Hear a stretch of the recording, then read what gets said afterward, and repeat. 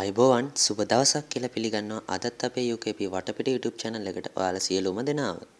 අද වෙනකොට ලෝකේ පොදු ප්‍රවාහනය ගොඩක් දියුණු මට්ටමක තිබුණට අතීතේ නම් පොදු ප්‍රවාහනේ එතරම් දියුණු මට්ටමක තිබුණේ නැහැ. ඉතින් ලංකාවෙත් එහෙමයි. අද අපි බලමු ලංකාවේ පොදු ප්‍රවාහනය අතීතයේ තිබුණේ කොයි ආකාරයෙන්ද කියලා. ලංකාවේ පොදු ප්‍රවාහනේ දුම්රිය සේවයට හිමි වෙලා තියෙන්නේ ඉතා විශිෂ්ට ස්ථානයක්.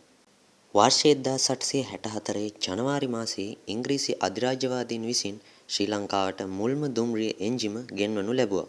එම දුම්රිය එන්ජිම සහිත දුම්රිය වර්ෂය 1864 දෙසැම්බර් 27 වන දින කොළඹ සිට අඹේපුස්ස දක්වා ශ්‍රී ලංකාවේ ප්‍රථම දුම්රිය ගමනට සහභාගී වුණා.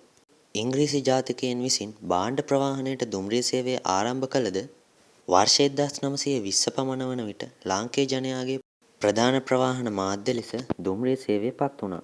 1940-50 වෙනකොට අද වගේ දුර ප්‍රවාහන සේවා බස් රථ ක්‍රියාත්මක වුණේ ඉතා අඩුවෙන්. ඉතින් දුර ගමනක් යනවා නම් බොහෝ විට පාවිච්චි කළේ දුම්රිය. මේ නිසා අතීත ශ්‍රී ලංකාවේ පොදු ප්‍රවාහනයේ වැදගත් ස්ථානයක් දුම්රිය සේවයට හිමි වෙනවා. පොදු ප්‍රවාහනය කියන මාතෘකාවේදී අපිට මුලින්ම මතක් වෙන දෙයක් තමයි බස් රථ.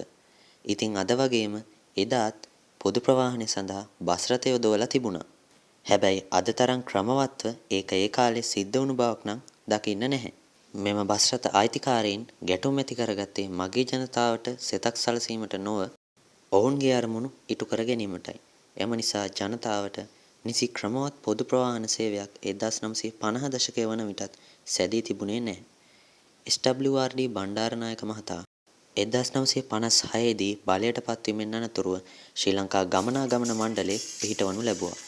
ඒ අනුව එතෙක් පැවතුණු බස් ඒකාධිකාරිය බිඳ දමා වර්ෂ 1958 පමණ වන විට සියලුම බස් රථ රජයට පවරා ගනු ලැබුවා.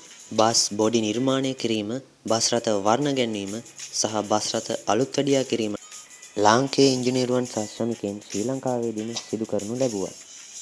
මේ ඔබ දකින්නේ එලෙස ධාවනයට එක් කරන ලද ශ්‍රී ලංකා ගමනාගමන මණ්ඩලයේ ප්‍රථම බස් රථයයි. මෙය යුරෝපයේ නිපදවූ බෙන්ස් බස් රථයක් වන අතර මීට අමතරව ඉසුසු, ෆෝඩ්, ෆියට් සහ ලේලන් වැනි බස් රථ ලංකාවට ගෙන්වනු ලැබුවා. ඊටත් අමතරව අතීතයේ තට්ටු දෙකේ ඩබල් ඩෙකර් බස් රථ තදාසන්න ප්‍රදේශවල ධාවනයට එක් කර තිබුණා.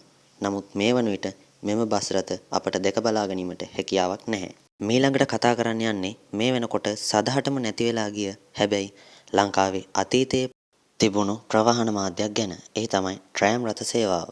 වර්ෂ 1900 සිට 1960 දක්වා කාලවකවානුව තුළ කොළඹ සහ ඒ තදාසන්න ප්‍රදේශවල මෙම ට්‍රෑම් රථ සේවය අපිට දැක බලා ගන්න හැකියාව තිබුණා. ප්‍රධාන මාර්ගයට සමාන්තරව පටු රේල් පෙළි මත මේ ධාවනය වන අතර කුඩා ගමන් සඳහා යොදා ගනු ලැබුවා. වර්ෂ 1940 පමණ වන විට කෙටි ගමන් සේවා සඳහා කොළඹ වඩාත් ජනප්‍රියව පැවතුණා. නමුත් 1958 දී ශ්‍රී ලංකා ගමනාගමන මණ්ඩලය ආරම්භ කිරීමෙන් අනතුරුව මෙම ට්‍රෑම් රථ සේවය ක්‍රමයෙන් අභාවයට යනවා. ඉතින් අද වීඩියෝ එකෙන් අපි ගෙනාවේ අතීත ලංකාවේ පොදු ප්‍රවාහනය සිද්ධ වුණේ මොන ආකාරයෙන්ද ගැන කියන එක. ඉතින් වීඩියෝ එක බැලුවට ගොඩක් ස්තුතියි.